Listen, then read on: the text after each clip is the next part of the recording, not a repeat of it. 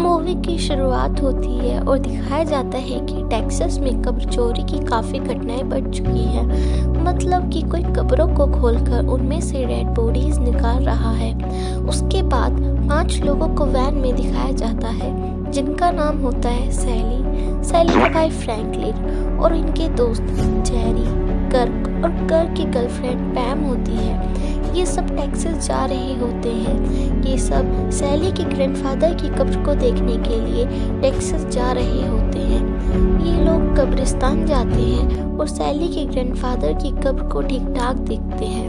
उसके बाद फिर ये लोग अपने पुराने घर की तरफ निकल जाते हैं तो आगे जाकर एक स्लोटर हाउस दिखता है जिसको देखकर फ्रैंकलिन बताता है कि वो अपने अंकल के लिए वहाँ काम किया करता था और वो ये सब काफ़ी डिटेल से बता रहा होता है। जैसे ही वो थोड़ी दूर और जाते हैं तो रास्ते में उनको एक अजीब आदमी मिलता है जो उनसे लिफ्ट मांगता है और वो लोग उसे लिफ्ट दे देते हैं। उसके बाद वो अजीब आदमी बताता है कि वो अपने ग्रैंडफादर और भाई के साथ स्लोटर हाउस में काम किया करता था और वो वहाँ के कुछ जानवरों की तस्वीरें भी दिखाता है।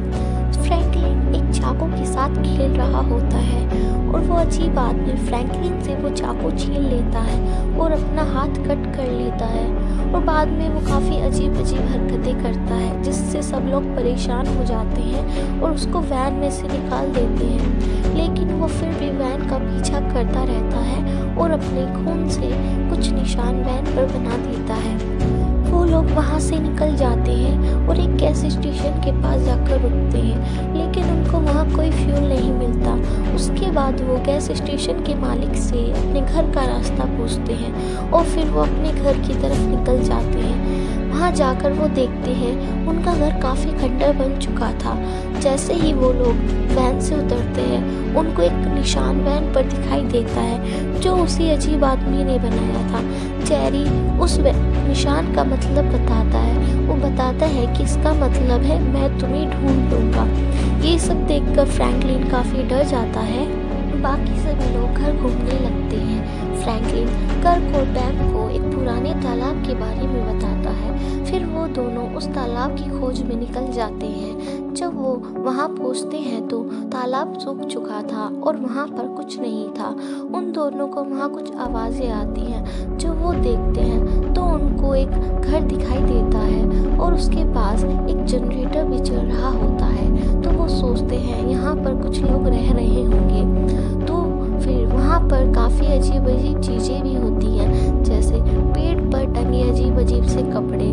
बट वो इन सब चीज़ों को इग्नोर करके घर की तरफ बढ़ जाते हैं और वहाँ पर आवाज़ मारते हैं बट उनको वहाँ पर कोई रिस्पॉन्स नहीं मिलता। तभी कर्क को जमीन पर पड़ा एक सड़ा हुआ दांत दिखता है जिससे वो पैम को डराता है, जिससे पैम नाराज होकर गार्डन की तरफ चली जाती है। लेकिन कर्क घर के अंदर घुस जाता है और देखता है सामने उसके एक गेट होता है जिस पर अलग अलग जानवरों के सर टंगे हुए थे। जैसे ही वो उस गेट की तरफ बढ़ता है तो एक लेदरफिश आ जाता है और उसके सर पर एक हथौड़ा मार देता है। कर्क जमीन पर गिर जाता है और लेदरफिश उस पर दोबारा हथौड़ा मार देता है और उसकी जान ले लेता है और बाद में दरवाज़ा बंद कर देता है। तो अगले सीन में पैम को दिखाते हैं जब कर्क बाहर नहीं आता तो पैम घर के अंदर जाती है। जैसे ही वो घर के अंदर एंटर करती है उसको वहाँ पर हड्डियाँ ही हड्डियाँ दिखती है। हड्डियों से बनी कुर्सियाँ, टेबल और बाकी सजावट की चीज़ें। ये सब देखकर पैम बहुत डर जाती है और वो वहाँ से भागने लगती है। लेकिन तभी लेदरफिश आ जाता है और उसका पीछा करने लगता है और वो उसको घर के बाहर से पकड़ कर लाता है और एक लोहे के हुक से टांग देता है और उसी के सामने कर्क को काटने लगता है। दूसरी तरफ उन दोनों के दोस्त उनकी काफ़ी चिंता करते हैं बिकॉज वो काफ़ी टाइम से बाहर गायब थे। तो जेरी उन दोनों को ढूंढने के लिए निकल जाता है और वो घूमता घूमता उसी घर के पास आ जाता है। जैसे ही वो घर के अंदर एंटर करता है उसे एक फ्रिज से अजीब सी आवाज़ आती है। जब वो फ्रिज की तरफ जाता है तो उसमें पैम निकलती है। वो कुछ करने का सोचता ही है तभी लेदरफिश आ जाता है और उसके सर पर हथौड़ा मारकर उसकी जान ले लेता है। रात हो जाती है। फ्रैंकलिन और सैली ही बचते हैं। वो दोनों उन सब की काफ़ी चिंता करते हैं।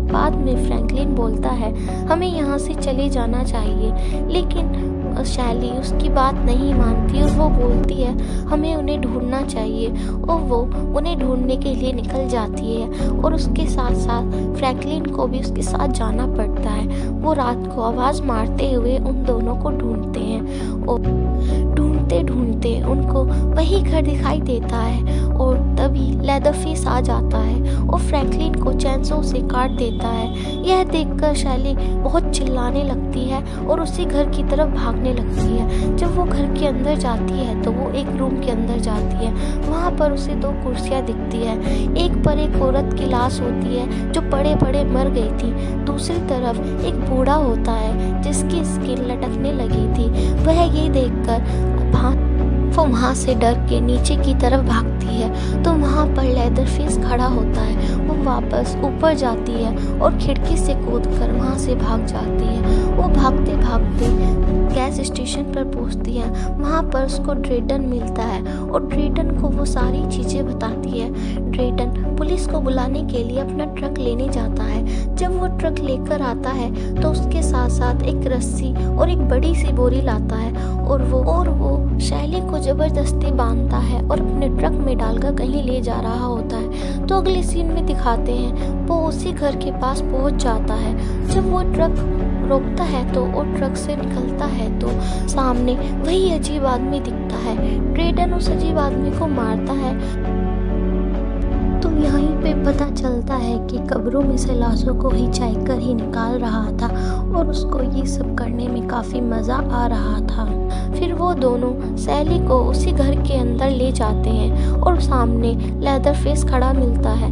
तो उस सीन में हमें पता चलता है कि ये तीनों बड़ा भाई है ड्रेटन जो गैस स्टेशन का मालिक था, दूसरा है हिचहाइकर और तीसरा सबसे छोटा है लेदरफेस। यहाँ पर अगले सीन में दिखाते हैं ड्रेटन लेदरफेस को मार रहा होता है क्योंकि उसके हाथ से सैली निकल गई थी और लेदरफेस ड्रेटन से काफ़ी घबरा रहा होता है। तो अगले सीन में दिखाते हैं वही बूढ़ा जो सैली को उस रूम में मिला था। एक्चुअल में वो उनका ग्रैंडफादर होता है। वो 124 साल का होता है और वो सिर्फ खून पीकर ही जिंदा होता है। तो यहाँ पर सैली का खून उसके ग्रैंडफादर को वो पिलाती है। शैली बेहोश हो जाती है। जैसे ही उसको होश आता है तो वो डाइनिंग टेबल पर बंधी हुई मिलती है। तो यहाँ पर पूरी फैमिली उसको दिखती है। तो यहाँ पर हिचहाइकर बोलता है कि हम लोग मर्डर नहीं करते, मर्डर तो सिर्फ ग्रैंडफादर करते हैं। तो यहाँ पर पता चलता है वो लोग कोई भी मर्डर नहीं करता, सिर्फ मर्डर तो इनका ग्रैंडफादर करता है। तो अगले सीन में दिखाते हैं कि वो लोग सैली को हथौड़े से अपने ग्रैंडफादर से मरवाते हैं, लेकिन उसके ग्रैंडफादर के हाथ में जान नहीं थी। वो हथौड़ा पकड़ाते हैं और बार बार हथौड़ा उनके हाथ से गिर जाता है। वो दोबारा हथौड़ा देते हैं लेकिन वो दोबारा हथौड़ा गिरा देता है, लेकिन बाद में वो सैली को हल्का सा हथौड़ा मार देता है और उससे उसको ज़्यादा चोट नहीं लगती। इसके बाद सैली वहाँ से भाग जाती है और खिड़की से कूदकर अपनी जान बचा लेती है। जैसे ही वो बाहर भागती है तो यहाँ पर हिचहाइकर उसका पीछा करता है। तो पीछा करते करते वो रोड पर पहुँच जाते हैं। वहाँ पर एक ट्रक आता है जो हिचहाइकर को उड़ा देता है। तो अगले सीन में दिखाते हैं वो ट्रक रुकता है और शैली की मदद करता है। जैसे ही वो लेदरफेस को देखता है तो वो वापस से ट्रक पर चढ़ जाता है और शैली को भी ट्रक पर चढ़ा लेता है, लेकिन उसका ट्रक नहीं स्टार्ट होता। तो फिर अगले सीन में दिखाते हैं वो दोनों दूसरे साइड से ट्रक से उतर जाते हैं और